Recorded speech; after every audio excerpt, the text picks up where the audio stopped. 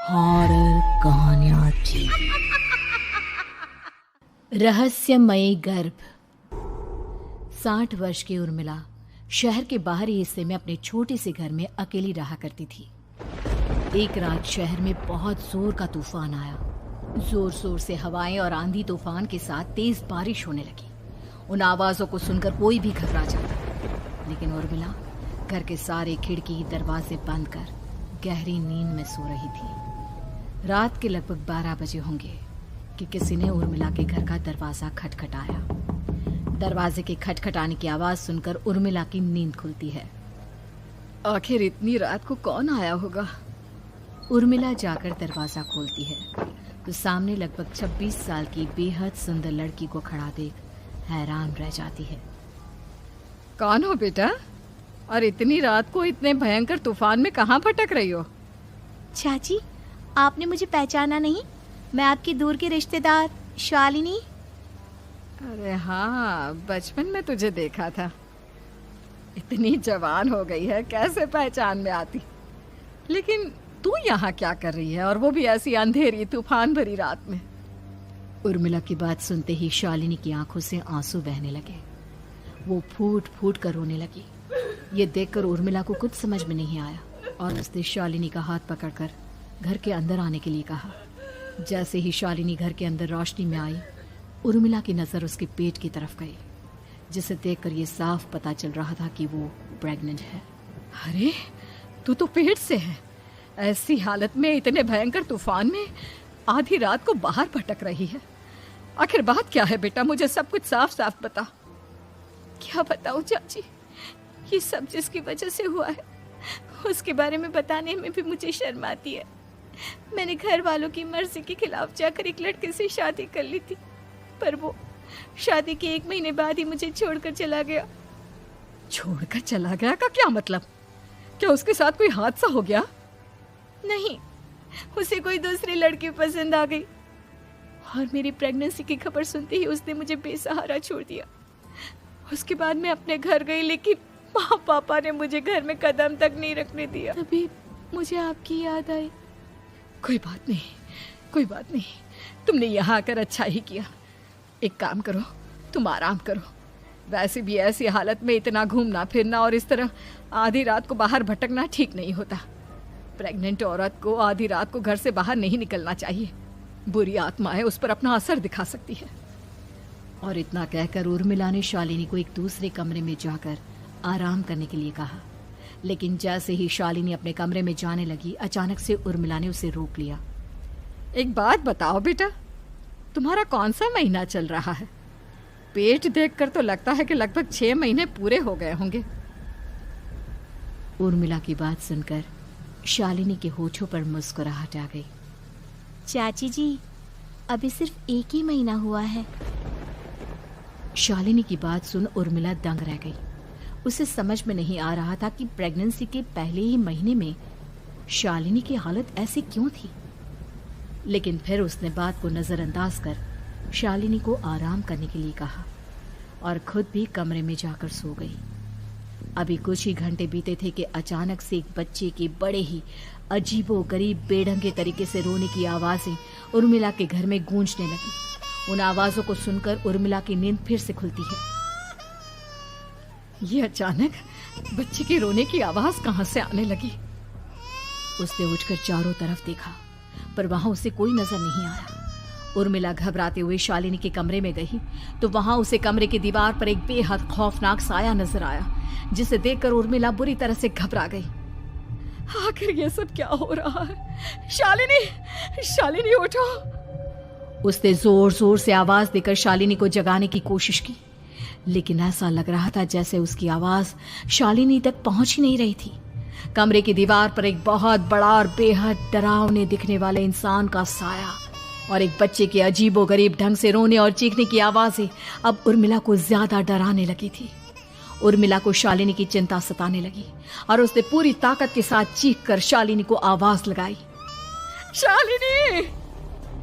तभी अचानक सब कुछ एकदम पहले जैसा हो जाता है और उर्मिला की आवाज सुनकर शालिनी की नींद खुलती है। क्या हुआ चाची? आप इतनी तेज क्यों चिल्ला रही हैं? अब ठीक तो है ना? अभी अभी मैंने तुम्हारे कमरे में कुछ अजीब सा देखा। तुम ठीक हो ना शालिनी? मुझे यहाँ एक बच्चे के रोने की आवाज़ें आ रही थी। लगता है आपको मेरी कुछ ज़्यादा ही चिंता हो गई है। आपने मेरी प्रेगनेंसी के बारे में कुछ ज़्यादा ही सोच लिया होगा। मैं एकदम ठीक हूँ, आप आराम से सो जाइए। इतना कहकर शालिनी ने उर्मिला को फिर से अपने कमरे में जाने के लिए कहा और खुद भी जाकर सो गई। पर अब उर्मिला की आंखों से नींद गायब हो चुकी थी। अगली सुबह जब शालिनी उठी तो वो सीधा उर्मिला के पास आई। गुड मॉर्निंग चाची। तभी अचानक उर्मिला की नज़र शालिनी के पेट पर पड़ती है, जिस पर नीले रंग से एक अजीब सी आकृति नजर आ रही थी। शालिनी, ये तुम्हारे पेट को क्या हुआ? मैंने इतनी औरतों को देखा है, ऐसा तो किसी के साथ नहीं होता। शालिनी ने जैसे ही अपने पेट की तरफ देखा तो उसे वहां कुछ भी नजर नहीं आया। चाची कुछ भी तो नहीं है, सब कुछ एकदम नॉर्मल है। आपको क्या अजीब लग रहा है?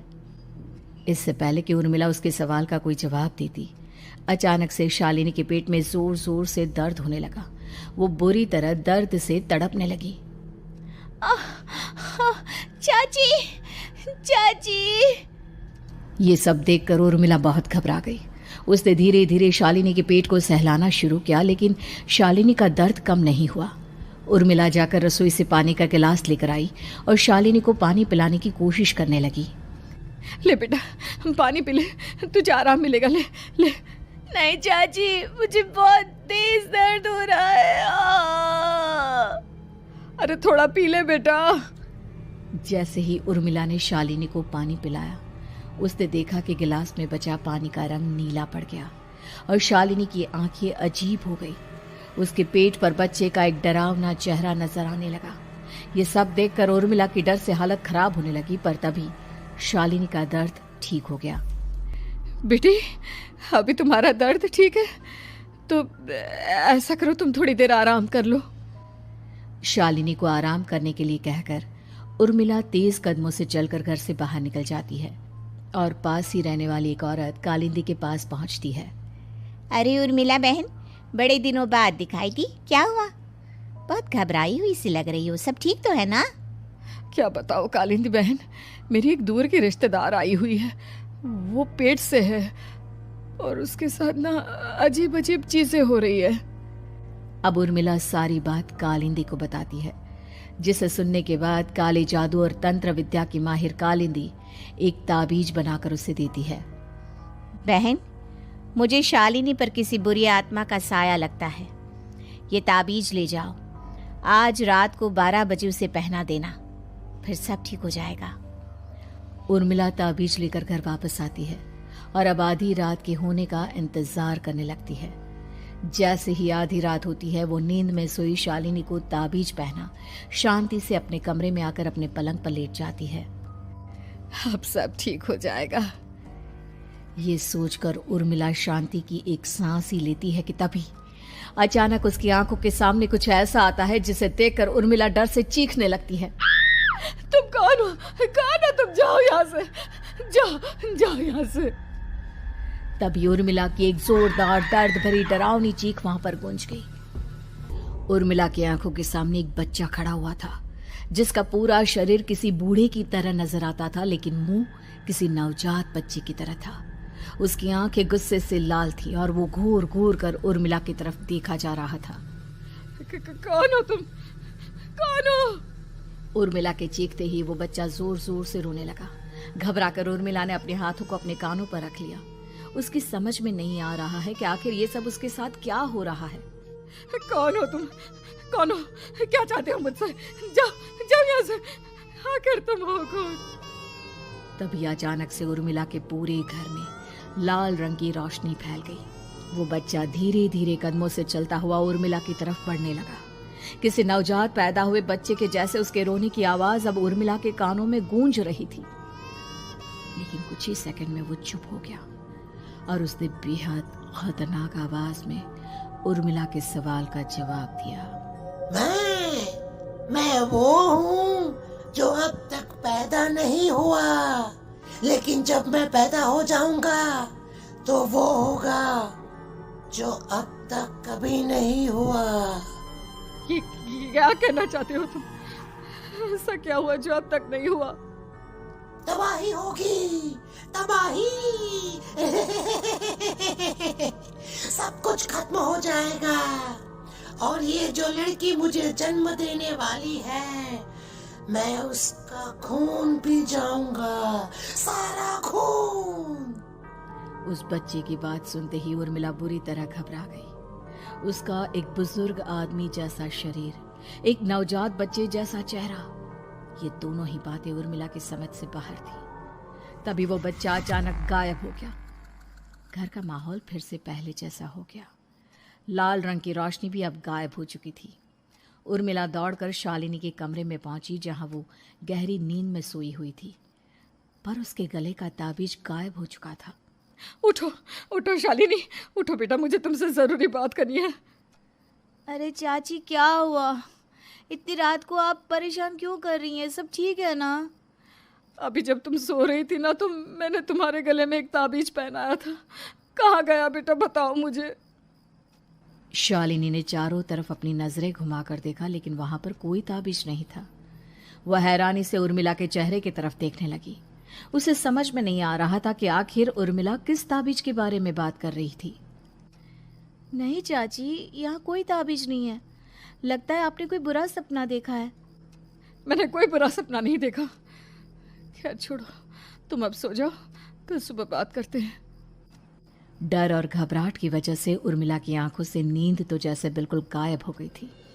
अगली सुबह उर्मिला बिना कोई देर किए गांव के बाहर एक छोटी सी झोपड़ी में रहने वाले बूढ़े पंडित के पास पहुंची। पंडित जी, मेरी मदद कीजिए। अरे आओ आओ उर्मिला, क्या हुआ? सब ठीक तो है ना? क्या बताओ पंडित जी, बहुत बड़ी मुसीबत है। मेरी दूर की एक रिश्तेदार लड़की पेट से है और उसके साथ बहुत डरावनी चीजें हो रही है। कल रात को तो एक अजीब सा दिखने वाला बच्चा मेरी आंखों के सामने आकर खड़ा हो गया था। ये तुम क्या कह रही हो? मुझे साफ साफ बताओ कि आखिर तुमने क्या देखा? उर्मिला ने अपने साथ हुई बीती रात की पूरी घटना पंडित जी को बताई, जिसे सुन पंडित जी के माथे पर चिंता की लकीरें उभर आई। अनर्थ होने वाला है, अनर्थ। बरसों पहले भी उस हैवान ने एक लड़की के पेट से जन्म लिया था और उसके बाद उस शहर को पूरी तरह से तबाह कर दिया। कैसी विपदा पंडित जी, कैसे बात कर रहे हैं आप? बताइए मुझे, और इसका उपाय क्या है?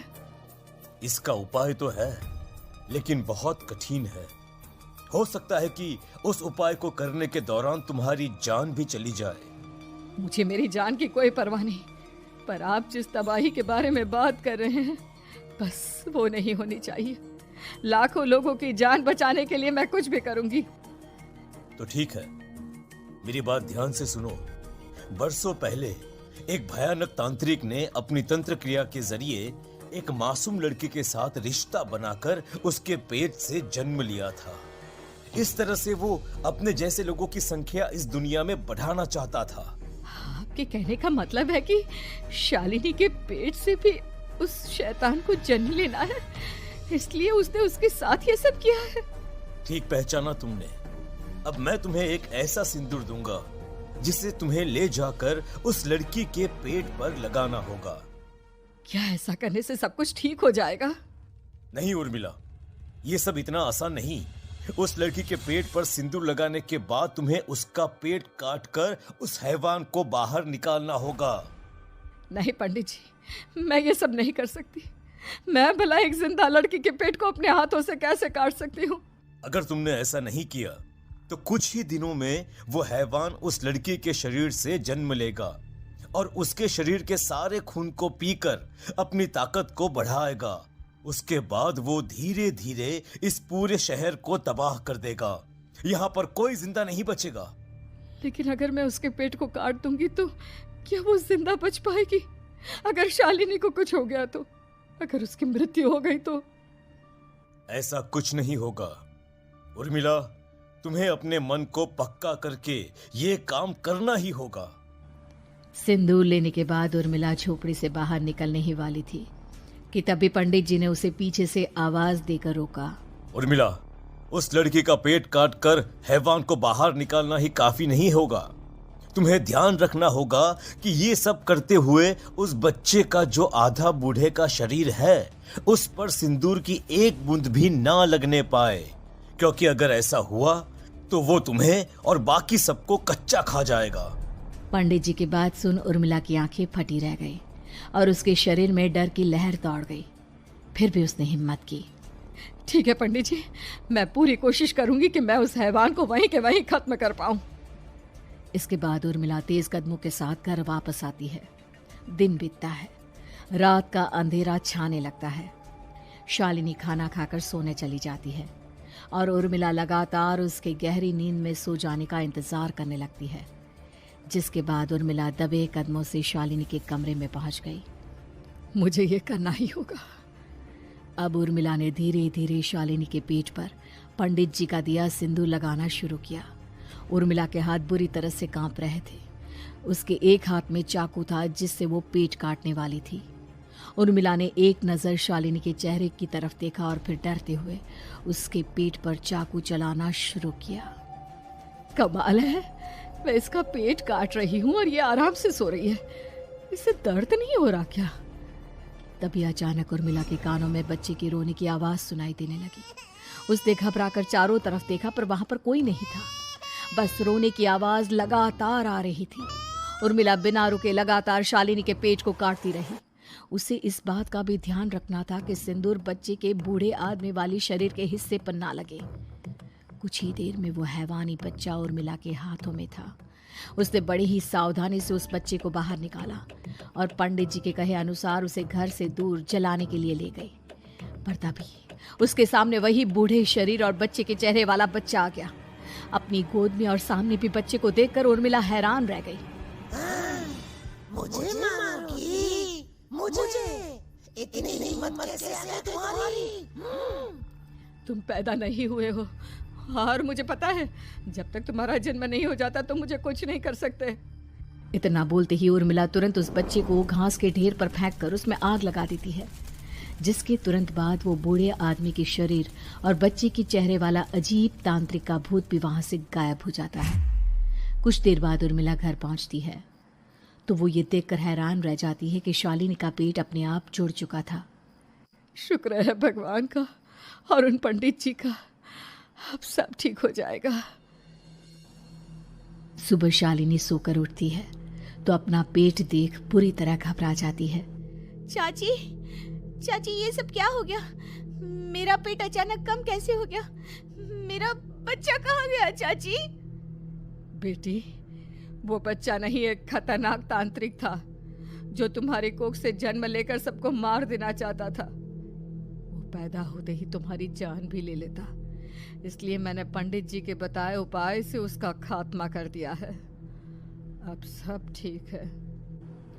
शालिनी को उर्मिला की बात समझ में नहीं आती, जिसके बाद शालिनी को पूरी बात उर्मिला आराम से समझाती है। अब वो दोनों ही भगवान का शुक्र अदा करती हैं और एक साथ रहने लगती हैं।